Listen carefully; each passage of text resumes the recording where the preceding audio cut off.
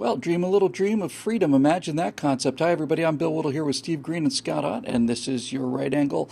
Today, concerning the idea about this ongoing look at breaking up these giant tech companies.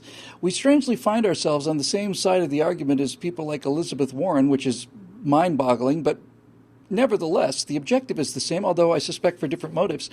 The question is pretty simple, really. With the amount of information, traffic, and communication that Facebook, Google, and YouTube, and all the rest control, does that make them essentially a public carrier? Does that essentially mean that antitrust rules apply and therefore should be broken up in the interest of competition, fairness, and all the other reasons you might have antitrust legislation in place? So, Steve, I'll start with you. I am the kind of guy, I'm sure most of us are, who think that you should be allowed to run your business the way you want to. And furthermore, it is a private business that we sign up for. We click as all of us do, read every single word of the end user agreement in rigid detail before clicking that box. But basically, it's a private, it's their lawn, and they have the rules to do what they want with it. And that is very powerful argument for me. But I think that the case can be made that this is actually somewhat fraudulent. They are taking information that you didn't want to give them, which I would think would be the progressives' primary complaint in terms of, okay, we're gonna they're giving evil corporations all of your details, and at the same time, there's no question whatsoever that they are regulating, controlling information that you get based on their political preferences without you being advised about it. And that to me seems a breach of faith, if not of contract. So I think there's a good case to be made here. What do you think? Yeah, you talk about the fraud angle. One of Facebook's officers was in court last week, and I don't have all the details, but he was saying he said in court under oath there is no expectation of privacy on Facebook because there is no privacy. And tech blogger John Gruber said, it's amazing. You get them in court and they tell the truth because that's not what they're saying in public. Let me readjust this because Okay. because I realized that I ended up asking you the question I didn't really want to ask you. We've covered this before, this whole idea about whether breaking it up is moral or right or legal or so on. What I'm actually interested in, this is entirely my fault with you. No, that's what good. I'm interested in is let's speculate on what the world would look like if this happens, because it's being led by a Democrat on the House Judiciary Committee. It is within the realm of possibility that this might happen. So what would happen to the country politically if there were to be essentially a free, unbiased internet, independent of the selection process of the progressives that run these companies? Well, I can tell you right now, it looked a lot like 2004. I don't know if you remember, but the blogosphere got big after 9/11. It had mostly been limited to technical people. I will never forget this story you're about to tell. And the blogosphere, which was Facebook, except that it was horizontal instead of vertical, anybody could get an audience in the blogosphere. You weren't on somebody else's network. You were on the internet. And as long as you could develop an audience, as long as you get other bloggers or even mainstream media folks to link to you, you could build an audience. In Facebook, somebody else can say who can see what it is that you have written because it's straight up and down. It's siloed. It's a part of the internet that is sectioned off from the rest of it. And in 2004, bloggers saved a president from journalistic malpractice. CBS News tried to sink George W. Bush's re-election with fraudulent documents that a blogger named Charles Johnson proved were fraudulent by saying, look, they put this on Microsoft Word. There's kerning between the characters. Typewriters in the late 60s didn't do that. And literally saved a president from a mainstream media company that tried to destroy him in sort of one of these October surprise moves that was based entirely on fake documents. It was actual fake news. So we know what it looks like. How do we get back there? Since now everything's vertical. Twitter's in one silo, Facebook's in another silo. I like MeWe, it's another silo. And a couple ideas come to mind. One, I don't. Antitrust is scary. I'm a libertarian-leaning conservative or conservative-leaning libertarian. The whole idea of antitrust is a little frightening. And I think what you would end up with is something I posted earlier as kind of a joke on Facebook. If we got into this big antitrust thing in Congress, the Republicans would realize that they just didn't know what the hell they were doing, so the Democrats would take over, and the Democrats would just use it as a big shakedown to get big cash out of the social networks and Google, and the result would be the status quo antitrust, except for the big and ongoing shakedown that the Democrats would benefit from. So I don't think I'm being too cynical when I say that. So be wary of antitrust.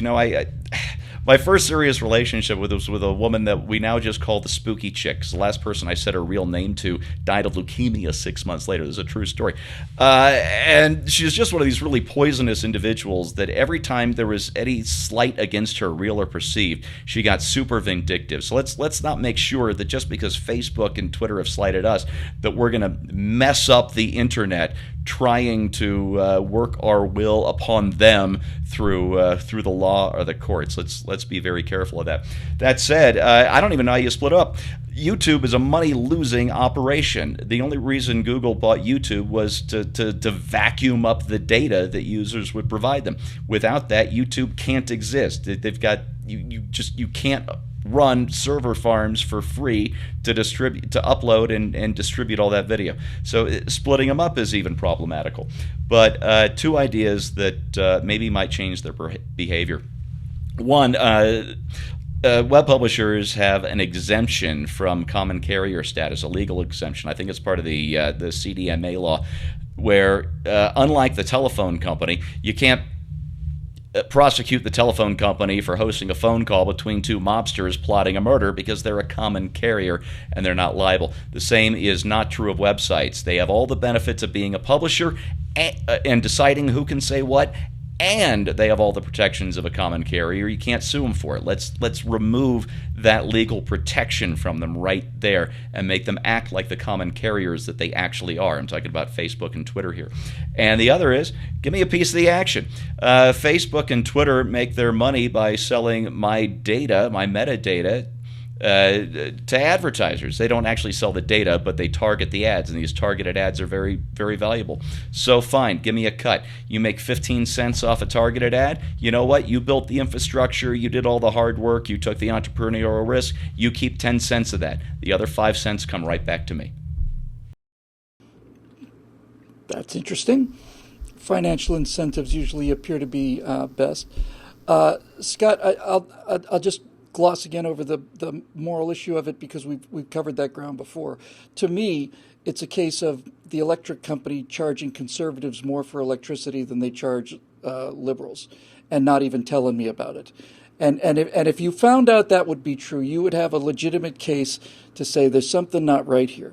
But I'm interested in the landscape, the political landscape, the amount of suppression that we've suffered. Some people have been put completely out of business.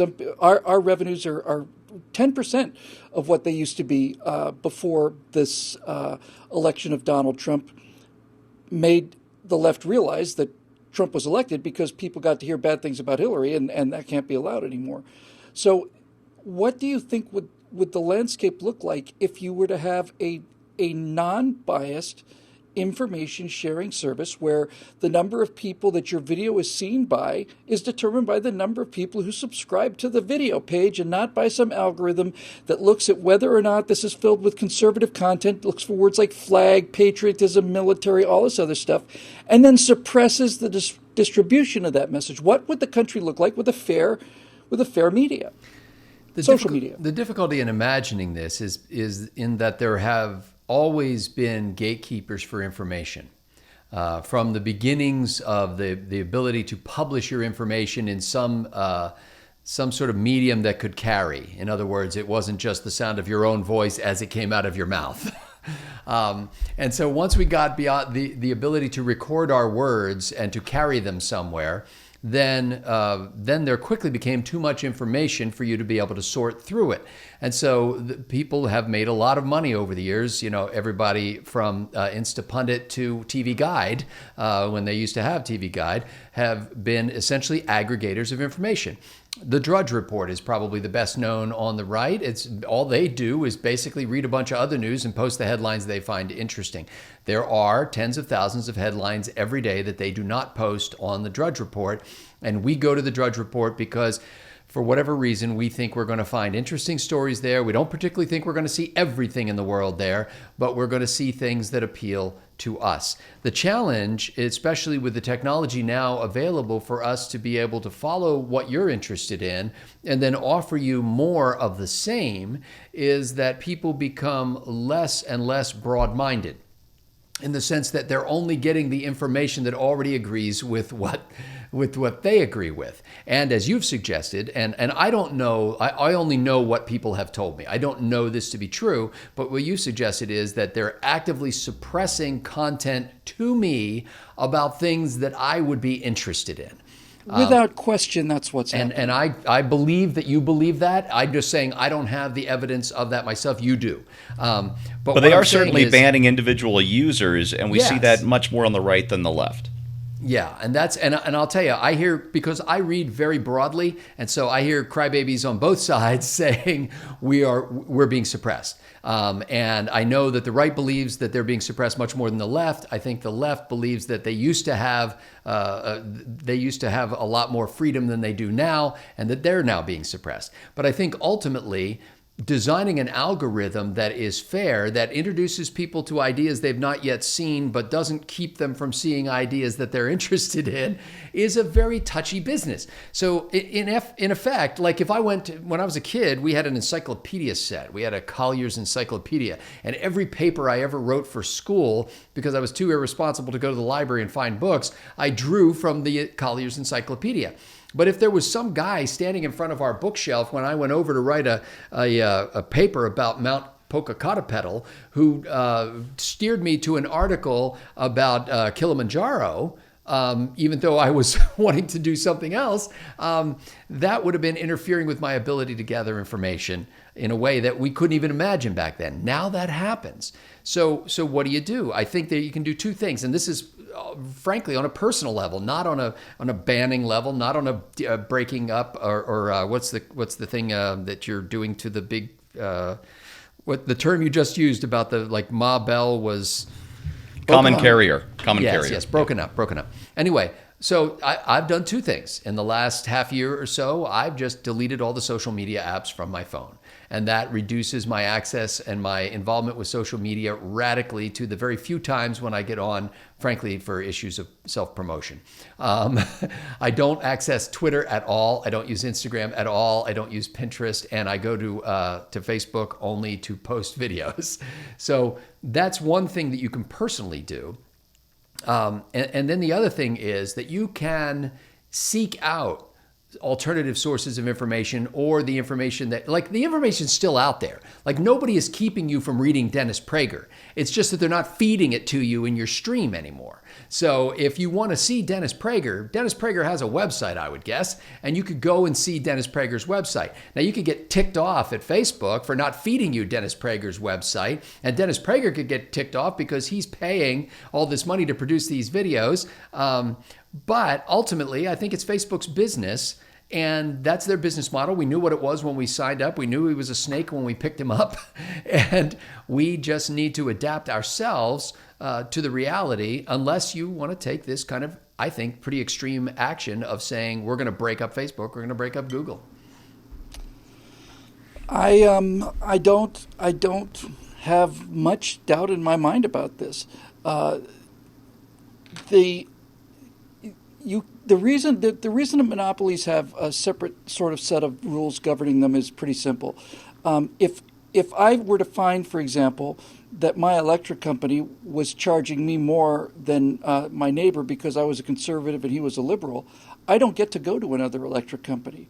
It's not like a restaurant where I can say, or a clothing store, and I say, I don't like your product. But I do in Texas, Bill. You can do that. Like, there are like 36 electric companies I could choose from right here. So maybe not in every state, but here you can. Well, in any event, at least here, I don't get to pick a separate water company either. Sure. If I don't like their rates.